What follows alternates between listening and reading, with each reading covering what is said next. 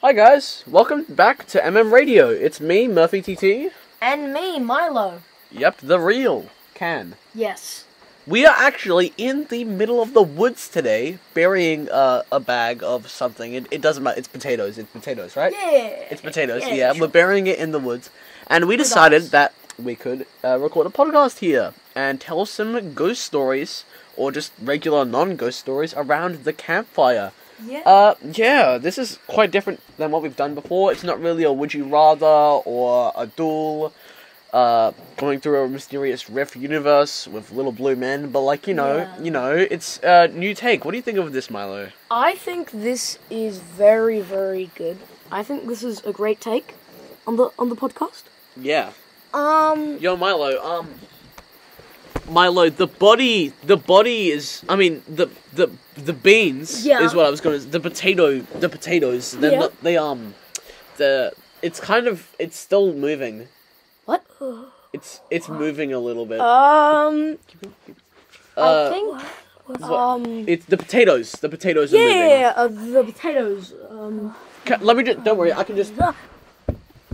just... Alright, it should be good now. Okay, now that the potatoes are in the hole, Yep. We can start the stories. Okay, Milo, so now that we've buried the body, potatoes, we can get to the first story. Do you want to start us off? You've got one, right? Yes, so this is a horror story, and I call this story The Jar. Ooh, that sounds terrifying. Yes. So, there was once a boy named Ben. Ben Yeah? was a small little child, and he was very, very young. Right. When he was walking through the aisle store, he found a jar. When he bought the jar and brought it home, when he picked it up, he was suddenly looking at his own body, smiling. He looked down, but he didn't have any hands or feet. He had switched places with the jar. Wow, that's scary, man. What color was the jar? I don't know, it was like a translucent color. I kind of just came up with it in like a dream. You sure it's not maybe post-trauma stress disorder? I think that's gibberish, Murphy. Okay, Milo, continue. Yes, and the person who was inhabiting Ben's body lived out his life for multiple years, and Ben just had to look at it Wow. for years Wow. and years to come.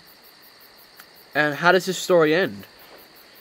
Well, the thing is that eventually Ben learns how to move as the jar, and let's just say the body is no longer around. Well, how did you enjoy my story? Well, that is wow. Hey Milo, that doesn't have anything to do with the potatoes, right? No. We don't have to talk about it actually. Yeah. How did you think of that, Milo? No, it was like in a dream. In a dream. You had that must have been terrifying to have as a dream. Yeah, so it's your turn. What's your story? Alright, after Milo's frightening episode of that story, we are going to move on to my story. Milo, are you ready? You excited? Yeah. So this story is about someone who was really, really into movie production. His name, let's just say his name was Joel. And Joel, he decided that one day he didn't actually like his dream job. He felt like it was a bit too high up there. So he scaled it down and hoped for one day some big movie studio to pick him up and make him just a star in the movie, mainstream. So, he worked as an editor for a YouTube channel on YouTube.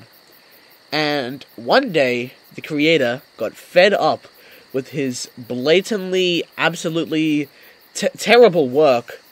He knew that he was never making it anywhere, and he fired him. However, what happened after he got fired was his life fell apart, and eventually tried to kill the YouTuber's best friend with a knife and then an axe. And Each time, it never worked. But knowing that the YouTuber had taken something terrible taken something magnificent away from his life, he had to do the same for the YouTuber. And his final attack was planned to murder his best friend. And let's just say he wouldn't survive this one. What do you think? That's actually a really, really good story. I love it. It's not quite finished yet, because, well, the rest of the ideas haven't really came to me yet. Huh. And are you sure this is no recollection to anything that's ever happened? No, not at all. Not at all. Joel. Yeah, I just thought of him. Oh my god. Is that who I think it is? What? Where? It's Joe the Hot Dog Man. Yo, Joe, how you doing? Say hi. Oh, hello, it's me, Joe the Hot Dog Man.